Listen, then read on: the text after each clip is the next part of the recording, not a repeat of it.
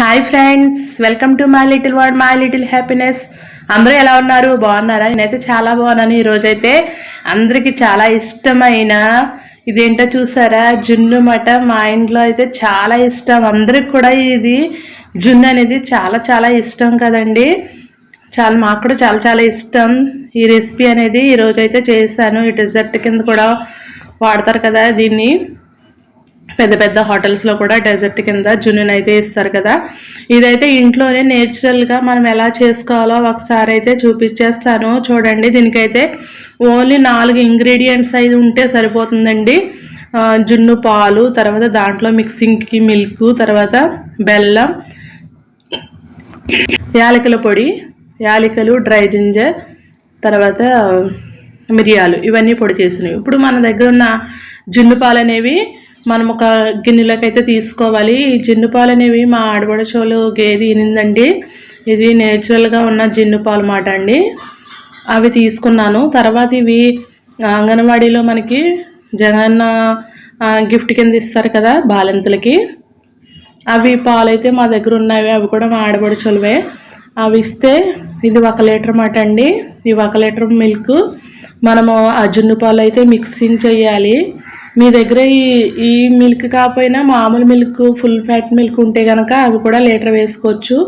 మా దగ్గర జున్ను పాలు అయితే లీటర్ కన్నా కొంచెం తక్కువ, 1/2 లీటర్ కన్నా ఎక్కువ, అంటే 3/4 లీటర్ అయితే జున్ను పాలు అయితే ఉన్నామండి.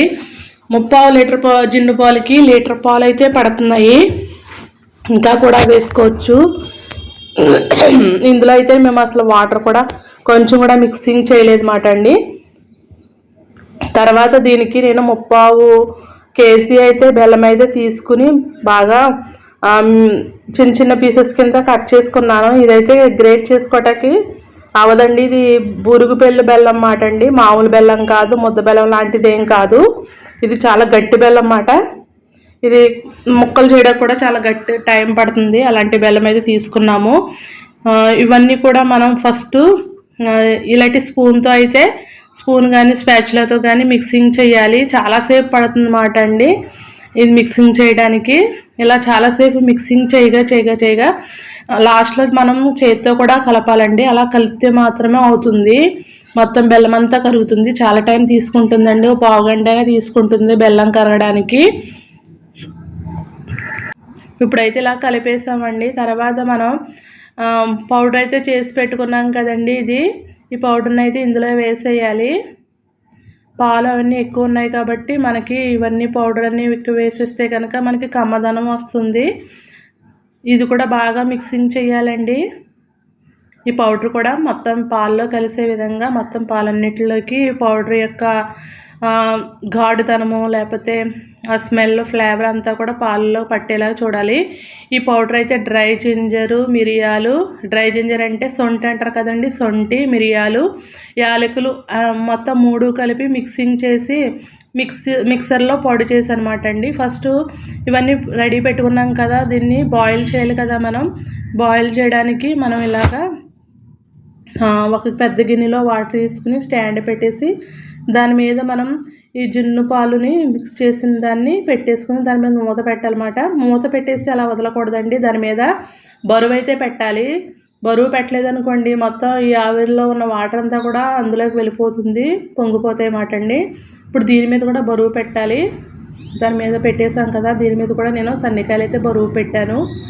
అది మీకు మిస్ అయినట్టు ఉందండి. ఇప్పుడు తీసేటప్పుడు కనబడుతుంది మీకు.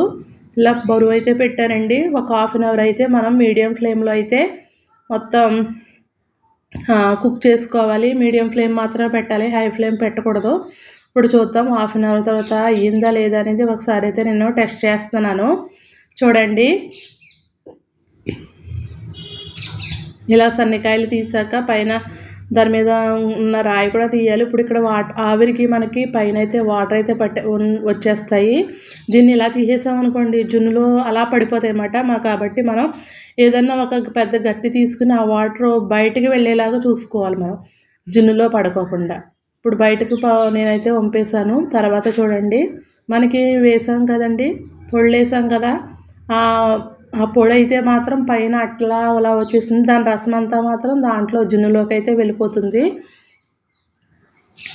ఇప్పుడు జున్ను అయితే పర్ఫెక్ట్గా ఉడికిందా లేదా అనేది నేనైతే టెస్ట్ చేస్తున్నానండి. జున్ను అయితే పర్ఫెక్ట్గా ఉడికిందండి. ఉడకకపోతే దానికి అంటుకుపోతుంది కదా.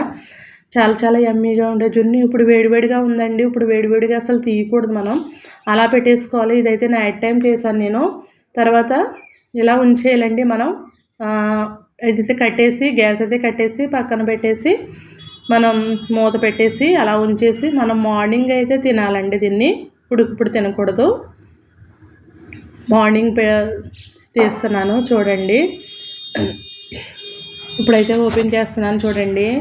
మార్నింగ్కి అయితే చాలా పర్ఫెక్ట్గా ఉంటుంది మాట అండి. చాలా చాలా యమ్మీగా ఉంటుంది, చాలా స్వీట్గా ఉంటుంది. చూస్తూనే మొత్తం తినేయాలనిపిస్తుంది మాట అండి. కానీ ఇది చాలా వాతం చేస్తుందంట.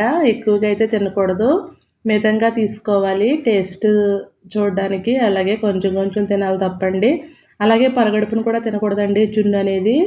ఏమన్నా తిన్న తర్వాత మాత్రమే జున్నుని తినాలి. చూడండి ఎంత గడ్డగా వచ్చిందో చూసారా. ఎందుకంటే మిల్క్ మనకున్న జున్ను పాలు కూడా బాగా మంచివి, దాంట్లో వాటర్ కలపలేదు. అలాగే నేను మిల్క్లో కూడా వాటర్ కలపలేదండి. అస్సలు ఒక్క చుక్క కూడా వాటర్ వేయలేదు. దానివల్ల మనకి ఇక్కడ వాటర్ అనేది అస్సలు రాలేదన్నమాట. మనం జున్ను పాల్లో వాటర్ వేసినా, అలాగే మనం దాంట్లో మిక్సింగ్ చేసిన ఫ్యాట్ మిల్క్లో వాటర్ వేసినా కానీ మనకైతే చాలా వాటర్ అనేది ఊరిపోతుందన్నమాట. చూసారా ఎంత బాగుందో. చాలా చాలా యమ్మీగా ఉంటుందండి. చాలా బాగుంటుంది. మనం బయట కొనుక్కున్న జున్నుకి దీనికి అస్సలు పోలిక అనేదే ఉండదన్నమాట. చాలా బాగుంటుందండి. మరి నా వీడియో కనుక నచ్చినట్లయితే లైక్ చేయండి, షేర్ చేయండి, సబ్స్క్రైబ్ చేయండి.